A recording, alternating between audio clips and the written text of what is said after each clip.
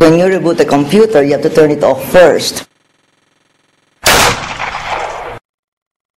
Madam President, as past chair of the ASIAD, you perhaps have had a special Asian perspective on the importance of global trade that is reinforced by your own experience with remittances redistributed to the Philippines economy. What do you see as the best approach? Do we need to jumpstart the multilateral approach like Doha, or can we find comfort in a new regionalism of trade if we don't do Doha? Well, first of all, what's the best approach to rebooting the world economy? That's the title of our session today. And when you talk about rebooting the global economy, that suggests something pretty radical, because when you reboot a computer, you have to turn it off first. But when we reboot an economy, we cannot turn it off. We cannot wipe the slates clean before we can start all over again, because there are people involved, there are lives involved. So what is very important here is that we must not neglect those who feel the hardship of the global downturn the most, and that is the poor. And any solution must take that into account. So in the Philippines, we took our bitter medicine years ago when we had our very painful fiscal reforms and financial reforms. So when the world crisis struck, we had the revenues to be able to invest in people as well as in infrastructure for the fiscal stimulus. And that is why in 2007 we had an 8% GNP growth, and in 2008 a 6% GNP growth. But having said that, and making sure that any radical change is not at the back it's not on the back of those who can least afford it, we do need radical rethinking in the world. Number one, we need a fundamental reform of the global financial regulation.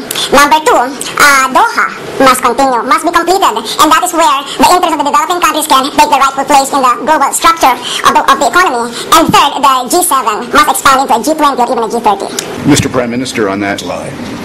Madam President, when you hear all of this consternation and confusion, mostly within the G7, about bad banks and the difficulty in dealing with this unraveling financial system, mostly in the G7 economies, how do you have any optimism that we are going to move to a G20 regime when there's so much obsession at the moment within the G7 with its own peculiar problems? Well, as I've said in this table, in this platform, the meeting of the G20 in April is going to be a very important meeting, so that's already one indication how important and how useful the G20 can be. But we must even go beyond the G20, because we need to have represented in the coordinated policy making of the world diverse kinds of economies. Because if we don't have these diverse economies represented on the table, then perspective will be lost and new ideas will not be gained. And furthermore, it is ironic that the developing countries now are doing better than the developed countries. And yet, if they will not have a say in how to structure the world economy, that's really wrong. So we need to have the developing countries represented in a bigger way. They have something to share.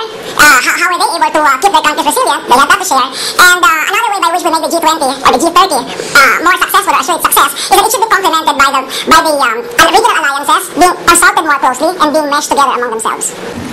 And Mr. Prime Minister, do you think you could identify? Thank you. I'm Nelson Schwartz of the New York Times. I have a question for Mrs. Macapagal Arroyo and Senor GLORIA. Given your experience in developing economies, I'm curious if you're concerned about the United States approach here in terms of the amount of borrowing. It looks like Washington is about to embark on more than $2 trillion, and whether that will crowd out funds available for countries like the Philippines and for Mexico. And at the same time, it seems like there's some signs of protectionism, and I'm curious, again, from emerging countries, how you feel about that, especially when it was U.S.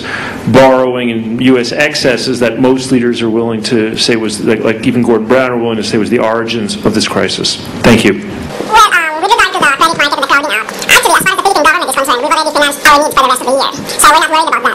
And as far as the private sector is concerned, we have a lot of liquidity in our Philippine banking system. In fact, in our fiscal stimulus package that we have, the private banks are going to be a very important part of it. What I'm saying is that internal strength is very important to protect ourselves from external shocks. And part of that external shock would be the disappearance of all these funds available to us if a giant like the United States would take it. So fortunately, we've done our homework, we've taken our bitter pill, and that's why what we want is for America to do something. Because the last thing we want is for America to do nothing.